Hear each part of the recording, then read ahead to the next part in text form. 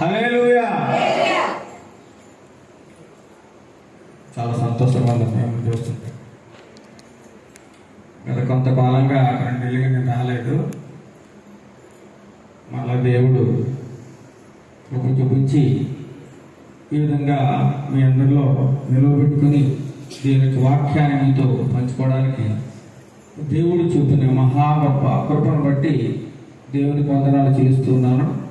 ఈ విధంగా నాకు ఈ గొప్ప అవకాశాన్ని ఇచ్చినటువంటి దేవజనుడు ప్రసన్న కుమార్ గారికి, వారి యొక్క సహోదరులకి వందనాలు తెలియజేస్తున్నాను. కూడి వచ్చిన సంఘం అంతటి కూడా ప్రత్యేకమైన వందనాలు తెలియజేస్తున్నాను. సమయం ఆలస్యం చేయకుండా, సమయం కొద్దిగా ఉంది కాబట్టి త్వరగా మన వాక్యాన్ని ప్రారంభించుకుందాం, ప్రార్థన చేసుకుందాం. మహాగణుడు మహోన్నతుడైన మా ప్రియ పరలోకపు తండ్రి, ఈ పరిశుద్ధమైన నామానికి వందనాలు స్తోత్రాలు చెల్లిస్తున్నాం నాయన. గడిచిన పునరుత్థాన దినము ఆదివారం నుండి తండ్రి ప్రభా, జూన్ నెల 22వ తారీఖు 2025వ సంవత్సరము ఉదయకాల సమయంలో తండ్రి ప్రభా, మేమందరము సంగముగా కూడుకుని నిన్ను ఆరాధించడానికి, నిన్ను కీర్తించడానికి, నిన్ను మహిమపరచడానికి మీరు ఇచ్చిన గొప్ప అవకాశాన్ని బట్టి మీకే వందనాలు స్తోత్రాలు చెల్లిస్తున్నాం ఆయన. ఇంతవరకు నీ ప్రియ బిడ్డలు పాటలు పాడి నిన్ను మహిమపరిచారు ప్రభా. వారి యొక్క స్తుతుల మీద మీరు ఆశీర్వాదాన్ని మేము నమ్ముతున్నాం ఆయన. అల్పుడును దీనుడు అయోగ్యుడినైనా నన్ను నిలువబెట్టుకుని నీ వాక్యమును ప్రచురించడానికి, ప్రకటించడానికి మీరు చూపిన గొప్ప కృపను బట్టి మీకు వందనాలు ప్రభా. మీరే నాతో మాట్లాడండి, నాలో ఉండి మాట్లాడండి ప్రభా. మాట్లాడండి నేను కాదు కానీ మీరు ఈ వాక్యము వెలుగులో నుంచి ప్రతి ఒక్కరితో మాట్లాడమని, వినగల చెవులను గ్రహించగలిగే హృదయమును ప్రతి ఒక్క బిడ్డకి దయచేయమని ఘనత మహిమ ప్రభావాలకు కీర్తిస్తూ యేసు క్రీస్తు నామమున ప్రార్థన అడిగి వేడుకుంటున్నాం తండ్రి. ఆమేన్, ఆమేన్. చిన్న పల్లవ పాడుకుని దేవుని నామాన్ని మహిమపరుచుకుందాం.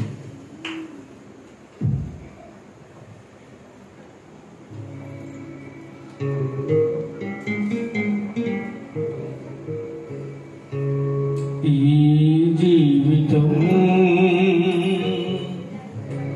విలువైనది, నరులారా రండి సెలవైనది. ఈ జీవితం విలువైనది, నరులారా రండి సెలవైనది.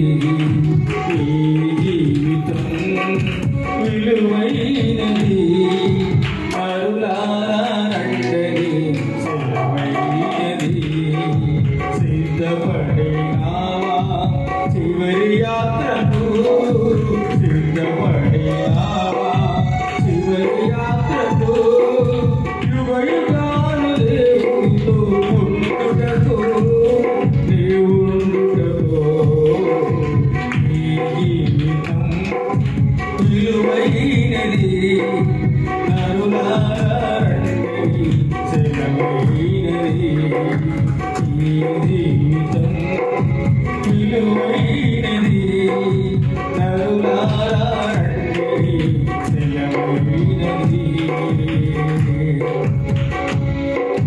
సంపాదన కోసమే ఉండలేదు నీవు, పోయేటప్పుడు ఏది పట్టుకుని పో. సంపాదన కోసమే ఉండలేదు నీవు, పోయేటప్పుడు ఏది పట్టుకుని పో. పోతున్న వారిని నీవు చూడలేదా, పోతున్న వారిని నీవు చూడలేదా. బ్రతుకున్న నీకు వారు పాఠమే కాదా, బ్రతుకున్న నీకు వారు పాఠమే కాదా. ఈ జీవితం విలువైనది, నరులారా రండి సెలవైనది. ఈ జీవితం విలువైనది, నరులారా సెలవైనది. మరణము రుచి చూడక బ్రతికే నరుడెవడు, కలకాలమే లోకములో ఉండే స్థిరుడెవడు. మరణము రుచి చూడక బ్రతికే నరుడెవడు, కలకాలమే లోకములో ఉండే స్థిరుడెవడు. చిన్న పెద్ద తేడా లేదు మరణానికి, చిన్న పెద్ద తేడా లేదు మరణానికి. కులమతాలు అడ్డం కాదు శ్మశానానికి, కులమతాలు అడ్డం కాదు శ్మశానానికి.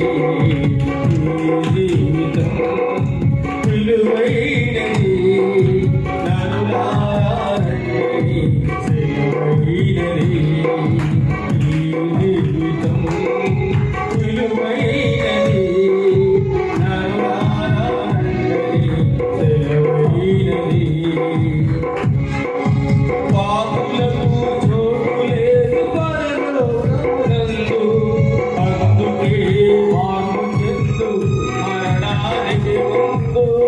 పాపులకు చోటు లేదు పరలోకమునందు, అందుకే మార్పు చెందు మరణానికి ముందు. యేసు రక్తమే నీ పాపానికి మందు, యేసు రక్తమే నీ పాపానికి మందు. కడుగబడిన వారికి గొర్రె పిల్ల విందు, కడుగబడిన వారికి గొర్రె పిల్ల విందు. ఈ జీవితం విలువైనది, నరులారా రండి సెలవైనది. హల్లెలూయా, హల్లెలూయా. ఈ జీవితం ఎలాంటిదట? చాలా విలువైనది. ఎలాంటిదండి? విలువైనది. మరి విలువైన జీవితాన్ని చాలా మంది ఏం చేస్తారండి? ఏమండి? నాశనం చేసుకుంటున్నారు, పాడు చేసుకుంటున్నారు. కాబట్టి ఈ కొద్ది జీవితాన్ని మనం పాడు చేసుకోకూడదని, దీన్ని చాలా జాగ్రత్తగా విలువగా కాపాడుకోవాలని దేవుని యొక్క వాక్యం సెలవుస్తుంది. నేను మాట్లాడలేదు, ఎవరు చెప్తున్నారు? దేవుడే చెప్తున్నాడు. కాబట్టి ఈ విలువైన జీవితాన్ని ఎలా కాపాడుకోవాలో కొద్ది నిమిషములు వాక్యంలోంచి మనం ధ్యానం చేసుకుందాం. మీ యొక్క బైబిల్ గ్రంథాన్ని తెరవండి. ఎక్కువసేపు సమయాన్ని తీసుకొని నేను త్వరగా ముగించడానికి ప్రయత్నం చేస్తాను. ఈరోజు మన వాక్య ధ్యానాంశం అనగా, నీ జీవితం ఏ పాటిది? చెప్పండి, నీ జీవితం ఏ పాటిది? మన జీవితం మనం అనుకుంటాం చాలా బాగా బతకాలి, ఉన్నతంగా బ్రతకాలి, ప్రశాంతంగా బ్రతకాలి, ఏ ఇబ్బంది లేకుండా బ్రతకాలి, హాయిగా బ్రతకాలి అనుకుంటాం. ఈ 60-70 సంవత్సరాల జీవితం అట చాలా చిన్నదట. ఏంటండి? చాలా చిన్నది. మనం అనుకుంటాం 100 సంవత్సరాలు బతికారనుకోండి, బా ఏం బతికాడండి, చాలా బాగా బతికాడు. కానీ దేవుని దృష్టిలో చూస్తే అది చాలా చిన్నది. దేవుని దృష్టిలో 1000 దినాలంట ఒక రోజుతో సమానం అంట. ఎన్ని రోజులు? 1000 దినాలు. ఒకరోజు 1000 దినాలతో సమానం దేవుని దృష్టిలో.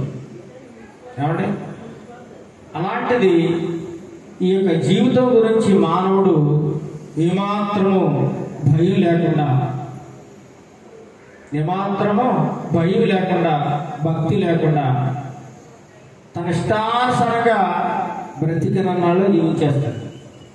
ఏం పర్వాలేదు కదా, దేవుడు ఇచ్చింది జీవితానికి సంతోషంగా ఉండడానికి, హాయిగా గడపడానికి, ఏమంటే నచ్చినట్లు బ్రతకడానికి, నచ్చినట్లు ఉండడానికి అని చాలా మంది అనుకుని ఏమాత్రం జీవితాన్ని గురించి ఆలోచన లేకుండా, ఈ జీవితం చివరికి ఎలా ముగుస్తుందో అన్న భయం లేకుండా బ్రతికేస్తారంతే. అందరూ బ్రతికేస్తారు.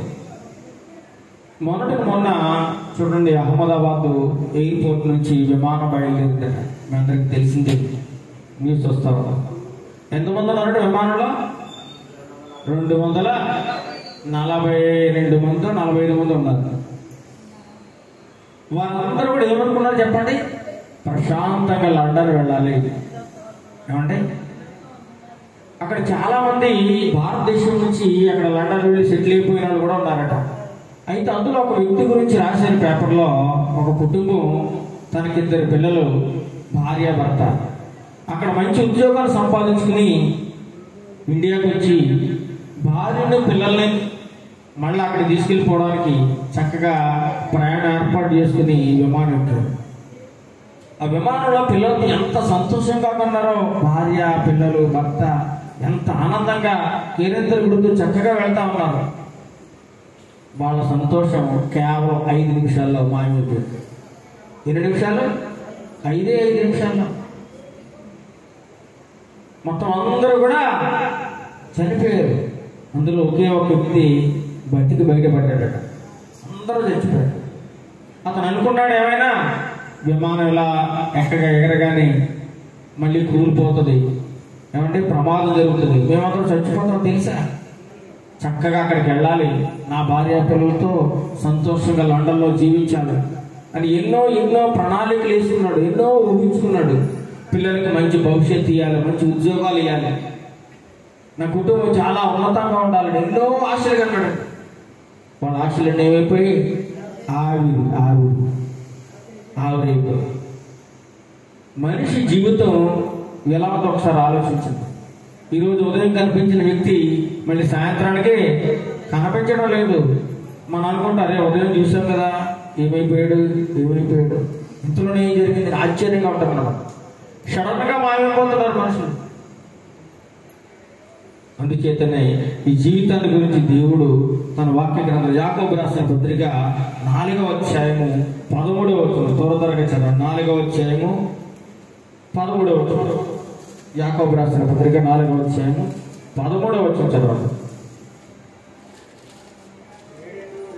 నేడైనను రేపైనను ఒకానొక పట్టణమునకు వెళ్ళి అక్కడ 1 సంవత్సరం ఉండి వ్యాపారం చేసి లాభము సంపాదించం రండిని చెప్పుకొని వారలారా. ఏమనుకుంటున్నారట? ఈ రోజైనా రేపైనా చక్కగా ఒక మంచి పట్టణానికి వెళ్ళిపోయి, హైదరాబాద్ కానీ లేకపోతే విశాఖపట్నం కానీ విజయవాడ కానీ అలాంటి పెద్ద పెద్ద పట్టణాలకు వెళ్ళిపోయి ఫ్యామిలీతో లేదా కుటుంబంతో కలిసి అక్కడికి వెళ్ళిపోయి 1 సంవత్సరం కాలం ఉండి మంచిగా వ్యాపారం చేసుకుని బాగా డబ్బు సంపాదించుకుని హాయిగా బతుకుతాం అనుకునే వాళ్ళారా అంటారు. అనుకుంటా కదండి. నేను కూడా అనుకున్నాను, వెళ్ళాను. నేను కూడా మా ఊరు వదిలిపెట్టి హైదరాబాద్ వెళ్ళాను. హైదరాబాద్లో కూడా చాలా బాగానే ఉన్నాం, హాయిగా గడిచింది. అలా ప్రతి ఒక్కరు కూడా తమ గ్రామాన్ని విడిచిపెట్టి ఎక్కడెక్కడికో దూరదేశం వెళ్ళిపోయి, ఎందుకంటే ఇక్కడ సరైన ఉద్యోగాలు లేక అవకాశాలు లేక మంచి మంచి సిటీలోకి వెళ్ళిపోయి బతకాలని కూడా తప్ప అండి? తప్పేం కాదు.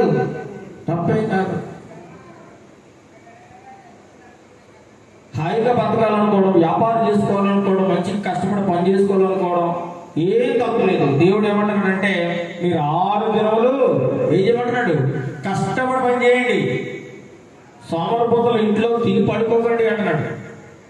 కష్టపడి పని చేయండి. ప్రతి ఒక్కరు ఏదో ఒక పని చేయండి. మీరు చేతనైన పని చేయండి, ఏదో ఒక పని చేయండి, కష్టపడి పని చేయండి. 6 దినములు. 7వ దినం ఎవరిది? దేవుడిది. కారుని రెస్ట్ తీసుకోండి, నా మందిరంలో హాయిగా ప్రశాంతంగా నన్ను ధ్యానం చేసుకున్నట్టున్నాడు దేవుడు. అయితే ఈ ఆదివారం రోజునే మనకి పనులు ఎక్కువ ఉంటుంటాయి, చాలా పనులు ఎక్కువ ఉంటాయి. పాస్టర్ గారు ఏం చెప్పారు? కరెక్ట్గా 10 గంటల మనం ఆరాధన ప్రారంభించుకుందాం. రెండమ్మ ఆదివారం నాడు ఒక రోజే కదా అంటే 10 నుంచి మొదలుకొని 10:30, 11, 12, 12:30 అలా వస్తానే ఒకలో వస్తానే అంటారు. అంటే మనం ఒక క్రమాన్ని పాటించాలి. సమయానికి మనం మందిరానికి వెళ్ళాలి. ఉదాహరణకి ఒక మాట చెప్తుంది. కాకినాడ నుంచి హైదరాబాద్కి ట్రైన్ ఉంది. ఎన్ని గంటలకి? 7 గంటలకి ట్రైన్ ఉంది అనుకుందాం. మీరు ఎన్ని గంటలకు వెళ్ళాలా? 7:30కి వెళ్తారా? మరి ఎందుకు అంటే ట్రైన్కి అరగంట ముందు వెళ్తారు. చూసారా? అంటే ఆ ప్రయాణానికి ఇచ్చే విలువ ఇక్కడ దేవుడికి ఇవ్వడం లేదు. సమయాన్ని పాటించాలి. కరెక్ట్గా మన సమయాన్ని పాటించి దేవునికి మందిరానికి రావడం నేర్చుకోవాలి. ఎప్పుడు వెళ్దాంలే, కాసేపు పాట పాడుకుంటారు కదా వాళ్ళు, సరిగ్గా వాక్యం చెప్పే టైంకి వెళ్దాం, లేదంటే చివరి ప్రాంతానికి వెళ్దాం, లేదా సాక్షి చెప్పే టైంకి వెళ్దాం, అలా అనుకోకూడదు. సమయానికి మళ్ళీ రేపు వచ్చేవారు అందరూ సమయానికి వస్తారండి. ఎంతమంది వస్తారు? టైంకి వస్తారన్నవాళ్ళు టైంకి వస్తారా? మీరు రావడం కాకుండా మీ పక్క వాళ్ళతో కూడా చెప్తే వాళ్ళు కూడా టైం తీసుకురావాలి. అంటే ఒక బస్సుకి, ట్రైన్కి, మన ప్రయాణాలకి, లేకపోతే పెళ్లికి సమయానికి వెళ్తా ఉంటాం, టైంకి వెళ్తాం, అన్ని కార్యక్రమాలు సమయం పాటిస్తాం. కానీ దేవుడి దగ్గరికి వచ్చేసరికి సమయం ఉండదు, పాటించలేం అన్నమాట. అయితే ఇక్కడ వాక్యంలోకి వెళ్ళిపోతాం. నేడైనను రేపైనను ఒక మంచి పట్టణానికి వెళ్ళిపోయి అక్కడ 1 సంవత్సరం పాటు కాపురం ఉండి వ్యాపారం చేసుకుని మంచి లాభం సంపాదించుకుందామని అనుకుంటున్నారట. అనుకోవడంలో ఏం తప్పులేదు. కానీ తర్వాత 14వ వచనం చూడండి. రేపేమి సంభవించునో నీకు తెలియదు, మీ జీవం ఏపాటిది అంటున్నాడు. మీరు మనుషులారా, మీరు చక్కగా బతకాలనుకోవడం, హాయిగా ఉండాలనుకోవడం, వ్యాపారం చేసుకోవాలనుకోవడం, ఉద్యోగం చేసుకోవాలనుకోవడం ఏం తప్పు లేదు. కానీ ఈ చేసుకునే ప్రతి పనిలో ఎవరు ఉండాలట? దేవుడు ఉండాలి. నీ ఉద్యోగంలో ఎవరు ఉండాలి? దేవుడు ఉండాలి. వ్యాపారంలో ఎవరు ఉండాలి? దేవుడు ఉండాలి. నీ చేస్తున్న ప్రతి పనిలో దేవుడు ఉండాలి. ఈనాడు మరి ఏం చేస్తాడో తెలుసా? ప్రతి పనిలో కూడా దేవుడిని పక్కన పెడేస్తాడు. దేవుడిని తీసి పక్కన పెట్టి మన పనులు మనం చేసుకుంటా ఉన్నాం. అందుకే చాలా మంది సక్సెస్ కాకపోవడం కారణం ఏంటంటే ఆ పనిలో దేవుడు లేకపోవడం వల్ల.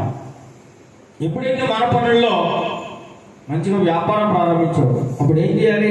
ప్రభువా, నీ యొక్క చిత్తాన్ని బట్టి నేను ఒక చిన్న వ్యాపారాన్ని ప్రారంభిస్తున్నాను, దాన్ని నీ చిత్తమైతే అభివృద్ధి పరచు, నీ తోడి నీ కాపుదల వ్యాపారంలో వచ్చేది ప్రార్థన చేసుకుని మనం స్టార్ట్ చేయాలి.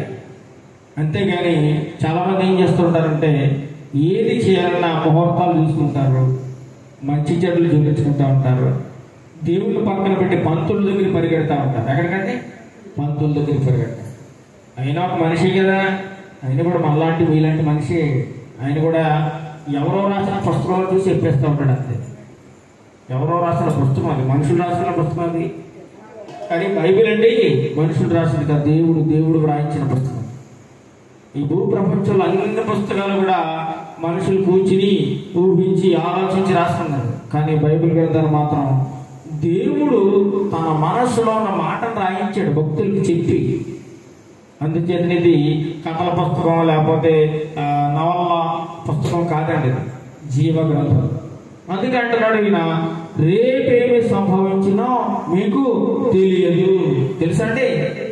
రేపేం జరుగుతుందో తెలియదు. ఆఫ్రికా దేశంలోనట బాగా గొప్ప ధనవంతులు పెద్ద పెద్ద భవనాలు కట్టుకుని ఒక్కొక్కరు 50 అంతస్తులు, 100 అంతస్తులు, 150 అంతస్తులు బిల్డింగ్స్, 200 అంతస్తులు కూడా ఉంటాయట బిల్డింగ్స్. అలాంటి పెద్ద పెద్ద బిల్డింగ్స్ నిర్మించుకుని అందులో చక్కగా ప్రశాంతంగా బ్రతుకుతూ ఉన్నారు, ఉద్యోగాలు చేసుకుంటూ ఉన్నారు, పిల్లల్ని చదివించుకుంటూ ఉన్నారు, వ్యాపారాలు చేసుకుంటూ ఉన్నారు, చాలా మంది నివాసం ఉంటున్నారు. అయితే వాళ్ళు ఎప్పుడు అనుకోలేదు మాకు ఏదన్నా జరుగుతుంది ప్రమాదం, మేము ఏదో అయిపోతాం అని ఎప్పుడు అనుకోలేదు. తెల్లారితే పిల్లలు చక్కగా స్కూల్కి రెడీ చేసి పంపిద్దామని తల్లిదండ్రులు అనుకుంటున్నారు, తెల్లారితే ఉద్యోగానికి వెళ్ళిపోదామని ఆయన అనుకుంటున్నాడు. రాత్రి చక్కగా తిని ప్రశాంతంగా పడుకున్నాడు. మధ్యరాత్రిలో భయంకరమైన భూకంపం వచ్చింది. ఏంటి ఏమొచ్చిందంటే భయంకరమైన భూకంపం వచ్చి మొత్తం ఆ బిల్డింగులన్నీ కూడా నేలమట్టం అయిపోయి, ఆ బిల్డింగులో ఉన్న వాళ్ళు పడుకున్నట్టు అందరూ చచ్చిపోయారు. పడుకున్నట్టు చచ్చిపోయారు. వాళ్ళు అనుకోలేదు మేము ఎలా చచ్చిపోతాం. రేపనేది వాళ్ళ జీవితంలో ఉందండి? లేదు. రేపు అనేది మన జీవితంలో కూడా లేదు, నా జీవితంలో కూడా లేదు. ఎవరు కూడా రేపటి దినం గురించి మీరు అతిశయపడవద్దు అంటున్నాడు దేవుడు. రేపటి దినం ఏం జరుగుతుందో అది దేవుడికి తెలుసు. ఈ దినం కోసం మనం ఆలోచించాలి, ఈ గంట కోసం, ఈ సమయం కోసం. అందుకే సమయము చాలా విలువైనది. దాన్ని ఏం చేయాలన్నా జ్ఞానవంతుడు ఏం చేస్తాడు? సద్వినియోగం చేసుకుంటాడు. బుద్ధి లేనుడు ఏం చేస్తాడు? గాలికి తిరుగుతూ, సినిమాలు చూస్తూ, టీవీలు చూస్తూ, సీరియల్ చూస్తూ, అంటే పేకాట ఆడుకుంటూ, మందు తాగుతూ, విందులకు వెళ్తూ, విలాసంగా బతికేస్తూ సమయాన్ని అంతా వృధాగా పాడు చేసుకుంటూ ఉంటాడు. బుద్ధి లేనివాడు. జ్ఞానవంతుడితే సమయాన్ని ఉపయోగించుకుంటాడు, సద్వినియోగం చేసుకుంటాడు అనమాట. అయితే ఇక్కడ రేపేమి సంభవించినో మీకు తెలియదు. మీ జీవము ఏపాటిది. ఈరోజు మన అంశం కూడా నీ జీవితం ఏపాటిది. నీ జీవితం ఏపాటిదని అడుగుతున్నాడు దేవుడు. నాకు ఆస్తి ఉంది 100 ఎకరాలు, లేదంటే నాకు పొలం ఉంది, నాకు మంచి బిల్డింగ్ ఉంది, ఎందుకు పనిచేయదు? నీ జీవితాన్ని కాపాడలేదు, నీ జీవితానికి గ్యారంటీ లేదు. మనకున్న ప్రతి వస్తువుకి గ్యారంటీ అడుగుతామండి. ఒక టీవీ కొంటే గ్యారంటీ, ఫ్రిడ్జ్ కొంటే గ్యారంటీ. మరి మనిషికి గ్యారంటీ ఉందా? గ్యారంటీ లేదు, వారంటీ లేదు. అలాంటి జీవితాలు మనవి. ఈ కొద్దిపాటి జీవితాన్ని ఎలా బ్రతకాలి అనేది మనం ఆలోచించుకోవాలి. ఎలా బ్రతకాలి, ఎలా జీవించాలి, ఈ లోకంలో ఎలా కొనసాగించాలి, మనం ఎలా బ్రతుకుతున్నామని ఒకసారి మనలో మనం ప్రశ్నించుకోవాలి. నేను ఈరోజు ఎలా బ్రతికాను, ఈరోజు ఎలా జీవిస్తున్నాను, ఎలా మాట్లాడుతున్నాను, ఎలా ప్రవర్తిస్తున్నాను, దేవుడికి ఇష్టమైనట్టుగా నడుస్తున్నానా లేదా, దేవుడికి ఇష్టం వచ్చినట్లు బ్రతుకుతున్నానా లేదా, నా మాట తీరు ఎలా ఉంది, నా పద్ధతి ఎలా ఉంది, అసలు నేను దేవుడికి నచ్చుతానా నచ్చానా ఒకసారి ఆలోచించుకోండి. అసలు దేవుడికి మన ఇష్టం అవుతావా అమ్మా? అబ్రహాము దేవుడు అంటున్నాడు నా స్నేహితుడు అంటున్నాడు. ఏమన్నాడంటే నా స్నేహితుడు. అసలు దేవుడికి స్నేహితులు ఉంటారా? మరి ఎంత గొప్ప విశ్వాసం ఉంటే గాని అబ్రహాము నా స్నేహితుడు అని అంటాడా దేవుడు? ఎందుకంటే దేవుడు కూడా మనల్ని కూడా స్నేహితులుగా చేసుకోవాలనుకుంటున్నాడు, మిమ్మల్ని, నన్ను, అందరినీ కూడా. అయితే విశ్వాసంలో బాగా బలంగా ఎదగాలి. అప్పుడే మిమ్మల్ని కూడా దేవునికి స్నేహితులుగా, దేవునికి ఇష్టమైన వారిగా చేసుకుంటారు. ఈ కొద్దిపాటి జీవితాన్ని మనం ఏదో కాలక్షేపంగా గడిపేస్తే, ఏదో బతుకుతున్నాం, ఏదో మన జీవితం అలా సాగిపోతుందిలే, మాకు చిన్ని ఉద్యోగం ఉందిలే, సరిపోతులే, బతికేస్తాంలే, లేదంటే నాకు వ్యాపారం ఉందిలే, బతికేస్తాంలే అనుకుంటే చాలా పొరపాటు. ప్రతి నిత్యము కూడా నీవు దేవుడితో సహవాసం కలిగి నీ పనులు చేసుకుంటూ ఉండాలట. ప్రతి నిత్యం కూడా దేవుడితో సహవాసం, దేవుడితో ఒక గొప్ప అనుబంధం కలిగి ఉండాలట. చూడండి, మన పిల్లలతో మనం గొప్ప అనుబంధాన్ని కలిగి ఉంటాం, భార్యాభర్తలు చక్కని అనుబంధాన్ని కలిగి ఉంటాడు, బంధువులు, స్నేహితులు గొప్ప అనుబంధాన్ని కలిగి ఉంటారు, ఎంతో గొప్ప ప్రేమను కురిపిస్తూ ఉంటారు మన బంధువులు, స్నేహితులు, భార్యాభర్తల పిల్లలు. కానీ వీటన్నిటికంటే ముఖ్యమైనది దేవుని ప్రేమను మనం పొందుకుంటున్నామా లేదా, దేవుని యొక్క కృప మనకు తోడుగా ఉందా లేదా అనేటువంటి విషయాన్ని మనం గమనించుకుని తీరాలి అంటున్నాడు. తర్వాత మీ రేపేమి సంభవించడం మీకు తెలియదు, మీ జీవము ఏ పాటింది అని ప్రశ్నిస్తున్నాడు. మీ జీవితం ఎటువంటిది? ఏదో అనుకుంటున్నావు, వెర్రవెక్కుతున్నావు, గర్వంతో రగిలిపోతున్నావు, అహంకారంతో నాకు అది ఉంది, ఇది ఉంది, ఏదో చూసుకున్న మనిషి వెర్రవెక్కుతా ఉన్నాడండి. ఏదో చూసుకుని నాకు అది ఉంది, ఇది ఉంది, నాకేం పర్వాలేదు అనుకుంటున్నాడు. కానీ ప్రమాదం ఉంది, మనిషికి భయంకరమైన ప్రమాదం ఉంది. ఆ ప్రమాదం ఉందనే సత్యాన్ని ఎరిగిన వాడు నిత్యము దేవునికి భయపడుతూ ఉంటాడు, దేవుడికి సహవాసం చేస్తూ ఉంటాడు, దేవుడి కృపను పొందుకోవడానికి నిత్యము ఆనాడపడుతూ ఉంటాడట, దేవునితో సహవాసం చేయడానికి. అయితే ఇక్కడ ఏమంటున్నారంటే మీ జీవం ఏ పాటిది అని అడుగుతూ కిందంటున్నాడు, మీరు కొంతసేపు కనబడి, కొంతసేపు కనబడి అంతలోనే మాయమైపోవు. దేంతో పోలుస్తున్నాడు? ఆవిరి వంటి వారు. చూడండి, మీరు కొంతసేపు కనబడి అంతలో మాయమైపోవు ఆవిరి వంటి వారే. ఆవిరి ఎంతసేపు ఉండదండి? నీళ్లు వేడెక్కుతున్నాయి, చక్కగా పైనుంచి ఏమొస్తుంది? ఆవిరి వస్తుంది. కింద మంట ఆరిపోయింది అనుకోండి, ఆవిరి ఏమైపోయింది? కనబడుతున్నామండి? కనబడం. అలాంటి బ్రతుకులు అన్నమాట. అలాంటి బ్రతుకులు, ఆవిరి వంటి బ్రతుకులు ఎంతసేపు ఉంటుందో తెలియదు. మొన్న ఒక ఆయన చక్కగా ఉద్యోగానికి వెళ్ళాడు, టచ్ చేసుకున్నాడు, షూ వేసుకున్నాడు, ఏమంటే క్యారేజ్ బాక్స్ పట్టుకున్నాడు, ఆఫీస్కి వెళ్ళాడు. ఆఫీస్లోకి వెళ్ళి కుర్చీలో కూర్చున్నాడు. కుర్చీలో కూర్చుని అలా కూర్చున్నట్లుగానే చనిపోయాడు. అతనికి ఒక నొప్పి లేదు, జ్వరం లేదు, జబ్బు లేదు, ఏమీ లేదు. చక్కగా ఎదురు పిల్లలకి టాటా చెప్పాడు, భార్యకి టాటా చెప్పాడు. సాయంత్రం వచ్చేస్తాను, మంచి కూర వేసుకుంటూ చికెన్ వండు, సాయంత్రం త్వరగా వచ్చేస్తాను, పిల్లలకి స్నాక్స్ తీసుకొస్తాను, నీకు షాపింగ్ చేస్తాను, మనమందరం సాయంత్రం కూర్చొని తిందాం అని ఎన్నో చెప్పెళ్ళాడు. వెళ్ళిన గంటలో శవమై తిరిగి వచ్చాడు. నేను వెళ్ళిన గంటలోనే ఏంటి బ్రతుకు? చాలా నిజంగా చెప్పాలంటే భయంకరమైన పరిస్థితుల్లో ఉన్నాం. ఏ క్షణం ఏం జరుగుతుందో తెలియదు. ఏ క్షణం నడుస్తూ పడిపోయి చనిపోతున్నారు, కూర్చుని చనిపోతున్నారు. ఒక దైవజనుడు అయితే నాలాగా ప్రసంగం చేసి చక్కగా వాక్యం చెప్పేసి దిగేసి ఇంటికి వెళ్ళి చక్కగా బస్సు ఎక్కి ఇంటికి వెళ్ళిపోయి ప్రయాణం చేసి ఇంటి దగ్గర ఆ వరండాలో కూర్చుని అమ్మ కూర్చో వాటర్ తేనాడట. భార్య వాటర్ తెచ్చి ఇచ్చేలోపే కుర్చీలోంచి కింద కోల్పడుతూ చనిపోయాడు. చక్కగా వాక్యం ప్రకటించి ఏం జరుగుతుందో తెలియదు మానవుడికి. రేపేమి జరుగుతుందో నీకు తెలీదు. కాబట్టి నువ్వు ఆరాటపడకు. ఉన్నదాంతో తృప్తిగా బ్రతుకు. నీకు చేతనైతే 10 మందికి సహాయం చేయి. డబ్బు పోగేసుకోకు, డబ్బు నీకు కూడా రాదు. బిల్డింగ్ మీద బిల్డింగ్ కట్టుకోకు, అది ఏది నీతో రాదు. ఈ క్షణాన్ని రమ్మంటే ఇదంతా వదిలేసి వెళ్ళిపోవాలి. లేదండి ఇంకొక అంతస్తు చేయాలండి, ఇంకొక అంతస్తు చేయాలండి, లేదండి ఇంకొక ₹1 సంపాదించుకోవాలండి, ఒక నెల ఆడండి అంటే కుదురుతుందా? కుదరదు. క్షణాల్లో దేవుని ఆర్డర్ వచ్చేయండి వెంటనే వెళ్ళిపోవాలి. ఏమాత్రం ఆలోచించడానికి మనకి సమయం లేదు. అలాంటి బ్రతుకులు మనవి. అందుచేతనే చాలా జాగ్రత్తగా బతకాలి, చాలా జాగ్రత్తగా.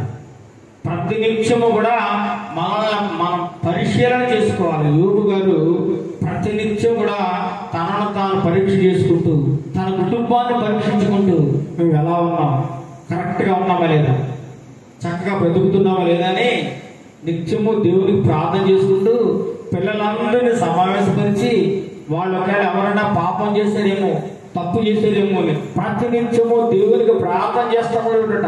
ఏమని? ప్రభువా నేను ఒకవేళ తప్పు చేసేదేమో, నా భార్య తప్పు చేసేదేమో, నా పిల్లలు తప్పు చేసేదేమో, దయచేసి క్షమించిన ఆయన, మా కుటుంబాన్ని కాపాడిన ఆయన, మమ్మల్ని రక్షించిన ఆయన ప్రతి నిత్యము ప్రార్థన చేస్తాడు. అయినా సరే సాతానుడు వదిలేడా? వదలలేదు.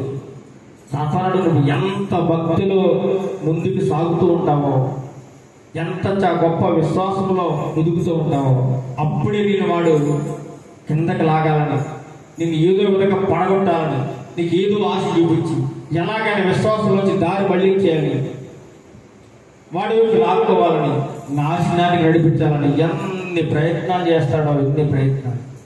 అది కుటుంబంలో వారు అవ్వచ్చు, బంధువులు అవ్వచ్చు, స్నేహితులు అవ్వచ్చు, ఇరుగు పొరుగు వారు అవ్వచ్చు, ఎలాగైనా రావచ్చు. సాతానుడు ఏ వేష వేసుకుని వస్తాడు, ఇదో విధంగా వచ్చి మనల్ని పాడు చేయాలనేది వాడి టార్గెట్. నీకు దేవునికి ఉన్న సంబంధాన్ని కట్ చేయాలి, అదే వాడి యొక్క పని. కాబట్టి మన మధ్యలో వాడి దేవునికి మనకి మధ్యలో ఎవరు రాకూడదు? సాతాను రాకూడదు. వాడికి ఏమాత్రం అవకాశం ఇవ్వకూడదు, చోటు ఇవ్వకూడదు. అలా ఇవ్వకూడదంటే మన ప్రార్థనలో, భక్తిలో నిత్యము ఆ దేవునితో సహవాసం కలిగి ఉండాలి. అలా ఉన్నప్పుడే మనం చనిపోయిన తర్వాత ఆ నిత్య జీవాన్ని, శాశ్వతమైన రాజ్యాన్ని మనం పొందుకుంటాం. ఎందుకంటే భక్తి అంతా చేసింది ఎందుకు? ఏం సంపాదించుకుందామని? ఇల్లు కట్టుకుందామనా? ఎంత పొలం సంపాదించుకుందామనా? ఈ భక్తి చేసేది ఎందుకు చెప్పండి? పిల్లలకు పెళ్లి చేయాలనా? చెప్పు. ఎందుకంటే ఈ భక్తి చేసేది కేవలం ఒకే ఒక దానికోసం. దేనికోసం? పరలోకం. ఈ లోక సంబంధమైన దేనికోసం మనం భక్తి చేయకూడదట. ఇది కావాలి, అది కావాలి, అది కావాలి, ఇది కావాలి ఇలా అనుకుంటున్నారు. ఒక పట్టణం వెళ్ళిపోయి చక్కగా ప్రశాంతంగా బతికి సంవత్సరం కాలం అక్కడ కాపురం ఉండి మంచి వ్యాపారం చేసుకుని లాభం సంపాదించుకుంటాం అనుకుంటున్నారు. జరుగుతుందండి? జరగదు. నువ్వు ఎన్నో ప్లాన్లు వేసేస్తావు, ఆ ప్లాన్లన్నీ కూడా తలకిందులైపోతాయి. ఎన్నో అనుకుంటావు, అన్నీ జరగవు. మరి ఎలా జరుగుతాయి? దేవుని చిత్తం కోరాలి. ప్రభువా, నేను ఈ పని చేయాలనుకుంటున్నాను, నీ చిత్తం అయితే జరిగించు అంటున్నాడు కింద. చూడండి, మీరు కొంతసేపు కనబడ అంతలో మాయమైపోవు ఆవిరి వంటి వారే కనుక 15 కనుక ప్రభువు చిత్తమైతే మనము బ్రతికి ఉండి ఇది అది చేతమని చెప్పుకొనవలను. బ్రతికి ఉండాలి కదా. నువ్వు ఏం చేయాలంటే వ్యాపారం చేయాలన్నా బ్రతికి ఉండాలి, ఉద్యోగం చేయాలన్నా బ్రతికి ఉండాలి, నీ కుటుంబాన్ని కాపాడుకోవాలన్నా బ్రతికి ఉండాలి. ధనవంతుడు అనుకున్నాడు హాయిగా బ్రతికేద్దాం అనుకున్నాడు. ఓ నా ప్రాణమా, అనేక సంవత్సరాలకి సరిపడా ఆస్తిని నీకోసం సమకూర్చి పెట్టేశాను, తిను, త్రాగు, ఎంజాయ్ చేయి, నిన్నెవడు అడిగేవాడు లేడు అని తన ప్రాణంతో చెప్పుకుంటున్నాడు. హాయిగా ప్రశాంతంగా పరుపు మీద పడుకుని పీకల దాకా తిని త్రాగి చక్కగా పడుకుని అనుకుంటున్నాడు అనమాట. నీకేం పర్లేదు, ఈ సంవత్సరం పంట బాగా పండేసింది, పాత కొట్లన్నీ ఇప్పి చేశాను, కొత్త కొట్లకు వడ్డీ చేశాను, దాని నిండా ధాన్యం నింపేశాను, ఆస్తి నింపేశాను, ఓడంత సంపద ఉంది. ప్రాణం తిను, నీకోసమే, తినడానికే బతుకు, తినడానికే నీ బతుకు, తిను, త్రాగు, చూపించు అంటున్నాడు. ఇదంతా ఎవరు చూస్తున్నాడు? దేవుడు చూస్తున్నాడు. ఊరి వెర్రివాడా అంటున్నాడు, వెర్రివాడా అంటున్నాడు. ధనవంతుడు దేవుడు ఏమంటున్నాడు? వెర్రివాడా అంటున్నాడు. అందుకే ధనం సంపాదించుకోవడం చాలా మంది బిజీ అయిపోతారు ఈ మధ్య. బిజీ ఏదో మనం ఏదో ఉంది కదా, ఇంత తృప్తిగా బతుకుతాం, హాయిగా బ్రతుకుతాం, ప్రశాంతంగా ఉంటాం. ఎందుకు నాకు ఈ టెన్షన్లో బీపీలు షుగర్లు ఎందుకు? ఏదో ఏదో ఏదో కావాలి, ఇంకా కావాలి, ఇంకా కావాలి, ఇంకా కావాలి, ఇంకా కావాలి. మనిషికి తృప్తి లేదండి, ఇంకా కావాలి. చచ్చేదాకా ఏదో ఏదో కావాలని కోరుకుంటూనే ఆ కోరికలతోనే చచ్చిపోతాడు. తృప్తి అనేది జీవితంలో లేదు, సరిపెట్టుకునే పద్ధతి లేదు. కాబట్టి మీరు అంతలో కనపడ అంతలోనే మాయమైపోయి ఆవిరి ఉండేవారు. ఇంకొక చెప్తున్నాడు, నీటి బుడగ లాంటి వారు, నీటి బుడగ లాంటి వారు. నీటి బుడగ ఎంతసేపు ఉంటుందండి? అలా కనబడుతుంది, వెంటనే మాయమైపోతుంది. అలాంటి బ్రతుకులు మనం. ఆ మాత్రం దానికి నీవు కోపము, ద్వేషము, కక్ష, పగలు, ఏమంటే హత్యలు, మానభంగాలు ఎన్ని జరుగుతున్నాయో. మనిషిని మనిషి చంపుకుంటా ఉన్నాడు, మనిషిని మనిషి దోచుకుంటా ఉన్నాడు. చాలా దారుణంగా, అన్యాయంగా, అక్రమంగా ప్రవర్తిస్తూ ఉన్నారు. ఏమాత్రం దేవుడంటే భయం లేదు, దేవుడంటే లెక్క లేదు. అంతా నాది నాది నాది నాది, నా కోసమే, నా స్వార్థం కోసం, నేనే బాగుండాలి, నేనే బతకాలి, నేనే హాయిగా ఉండాలి అనే స్వార్థంతో మనిషి బతుకుతూ ఉన్నాడు. అయితే నువ్వు బతుకు, కానీ ఇక్కడ మాట్లాడుతున్నాడు, ప్రభు చిత్తం అయితే మనం బ్రతికి ఉండి ఇది అది చెయ్యాలని అనుకో. దేవుని చిత్తం అయితే నేను బతుకుతాను అని అనుకోవాలి. దేవుని చిత్తం అయితే రేపు చూస్తాను. దేవుని చిత్తం ఉండాలి. ఏది కావాలన్నా, ఏది దేవుడు నీకు ఇవ్వాలన్నా ఆయన చిత్తం లేకపోతే నీకు ఏది జరగదు. నువ్వు ఏది అనుకున్నా జరగదండి, ఆయన చిత్తం ఉండాలి. కాబట్టి ప్రభు చిత్తం అయితే మనం బ్రతుకుంటే ఇది అది చెప్పుకోవాలి. ఇప్పుడైతే మీరు మీ డంబములు అతిశయపడుతున్నారు, డంబములకు పోతున్నారు, డాబులు, డంబాలు. ఇందాక చెప్పుకున్నాం కదా, నాకు అంత ఉందండి. ఒక ఆమె అంటుంది, నాకు 20 కాసులు బంగారం ఉందండి, ముందు నిండా బంగారమే. ఎవరు పట్టుకెళ్తారా? ఏమండి హారాలు అంట, నెక్లెస్లు ఉన్నాయంట, నాకు ఇంత బంగారం ఉందండి అంటే ఆవిడ బంగారం అనేది చూసి అతిశయపడుతుంది. ఇంకో మనిషి ఏమంటుంది, డబ్బు, నాకు డబ్బు ఉందండి, డబ్బును చూసి ఏదో ఈ లోక సంపదను చూసి అతిశయపడుతూ ఉన్నాడు. సహాయం చేసే గుణం లేదు, దానం చేసే హృదయం లేదు, ఆదుకునే స్వభావం లేదు. ఏం పట్టుకెళ్తావు చెప్పండి? ఒక భక్తుడు అంటున్నాడు, ఒక భక్తుడు, నువ్వు సంపాదించే సంపాదనట ఏదో కొన్ని మంచి పనులకు ఉపయోగించాలట. మంచి పనులు సంచేలాగా ఏదో ఒక మంచి పని చేసుకోవాలట, 10 మందికి సాయం చేసుకోవాలట. 10 కోట్లు బ్యాంకులు వేసుకుని చచ్చిపోతే ఉపయోగపడండి, ఎవడు తింటాడు? అది నువ్వు ఆ 10 కోట్లు పేదలకి సహాయం చేసి, అనాథలకి, దిక్కులేని వారికి, ఏమంటే విధవరాంటికి నువ్వు సహాయం చేసినట్లయితే నీ పేరు చిరస్థాయిగా ఉంటుంది. దేవుడు నిన్ను చూసి సంతోషిస్తాడు. ధనవంతుడు అదే అడుగుతున్నాడు దేవుడు, అయ్యా నిత్య జీవానికి నేను వారసున్న వాళ్ళంటే ఏం చేయాలి? ఆ మోసే ధర్మశాస్త్రాన్ని పాటించు, ఆ విధులను ఆజ్ఞలు కైకొను. అవన్నీ నాకు తెలుసు, నేను పాటిస్తున్నాను, అన్ని నాకు తెలుసు, ధర్మశాస్త్రం తెలుసు, దేవుని మాటలు తెలుసు, ఆజ్ఞలన్నీ పాటిస్తూనే ఉన్నాను, చిన్నతనం నుంచి ఇదంతా నాకు తెలుసు, ఇంకా ఏమనంటే చెప్పు అంటున్నాడు. సరే అబ్బాయి, నీకు ఒకటి కొద్దుగా ఉంది, ఏంటి చెప్పు? నీ ఆస్తి నమ్మేసి మొట్టమొదటిగా నువ్వు చేస్తున్న నీ ఆస్తి చాలా ఎక్కువైపోయిందిరా, నీ ఆస్తి అంతా అమ్మేసి పేదలకు పట్టుబడి. అప్పుడు అనుకున్నాడు వాడు, ఏంటి ఈ మాట చెప్పడానిక నేను ఉన్నాను అక్కడ అని చెప్పి వెంటనే బాధపడ్డాడు. అడిగి నచ్చలేదు ఆ మాట. ఎంతో కష్టపడి సంపాదించుకున్న ఆస్తిని దాన ధర్మాలు చేసి మాట్లాడాడు దేవుడు. పని పడలేదా? ఇది నా కష్టార్జితం అనుకుంటాడు. ఏది నీ కష్టార్జితం? దేవుడు నీకు తోడు లేకపోతే ఏది నీ కష్టార్జితం కాదా, ఏది నీది కాదు. కాబట్టి ప్రతి దాంట్లో కూడా దేవుని యొక్క కృప ఉండాలి, దేవుని చిత్తం ఉండాలి. ఇది అది చేయాలంటే దేవుని చిత్తం ప్రకారంగా చేయాలని చెప్పి మనం చెప్పుకొని ముందుకు సాగిపోవాలట. మేలైనది చేయాలట, మేలైనది మంచి కార్యాలు, ఉపకారములు, ధర్మ కార్యాలు చేయాలి. కొర్నేలు ఉన్నాడు, కొర్నేలు మనందరికీ తెలుసు, శతాధిపతి. ప్రభుత్వ వారు ఆయనకి గొప్ప జీతం ఇస్తున్నారు. వచ్చే జీతంలో సగానికి పైగా పేదలు ఖర్చు పెడతారట. సగానికి పైగా ఎవరన్నా ఖర్చు పెట్టగలరా? ఎవరన్నా ఇస్తారా? సగానికి పైగా ఉన్న జీతంలో రూపాయి ఖర్చు పెట్టరు ఎవరి కోసం. అలా దాన ధర్మాలు చేసి, అంటే ఈ సత్యాన్ని గ్రహించిన వాడు చేస్తాడు, గ్రహించిన వాడు పోగేసుకుంటాడు. పోగేసుకుని ఏమంటే ఒంటరిగా వెళ్ళిపోతాడు, ఏది పట్టుకెళ్ళడు, అశాశ్వతమది.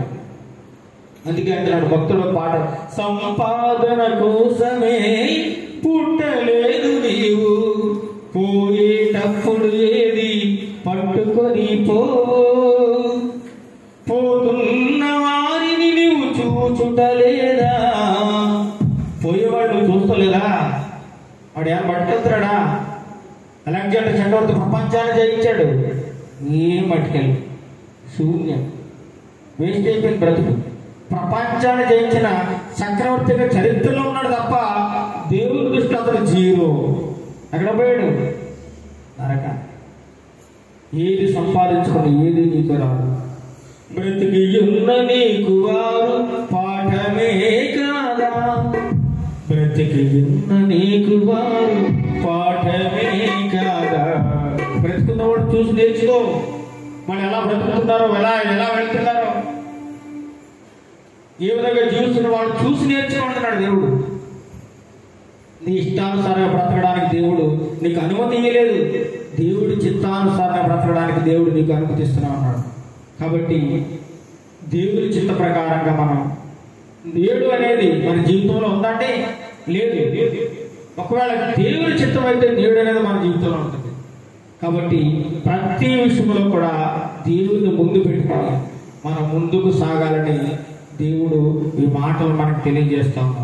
మీ జీవితం చాలా చిన్నది. రేపు ఏం జరుగుతుందో మీకు తెలియదు. కాబట్టి చాలా జాగ్రత్తగా ఉండాలి, మెలకువగా ఉండాలి, అనుభవంగా ఉండాలి, లోబడి ఉండాలి, విధేయత కలిగి ఉండాలి, వినయం కలిగి ఉండాలి. విర్రవేయవద్దు, గర్వంతో అహంకారంతో రగిలిపోవద్దు అని దేవుడు యొక్క వాక్యం ద్వారా మనందరినీ హెచ్చరిస్తున్నాడు.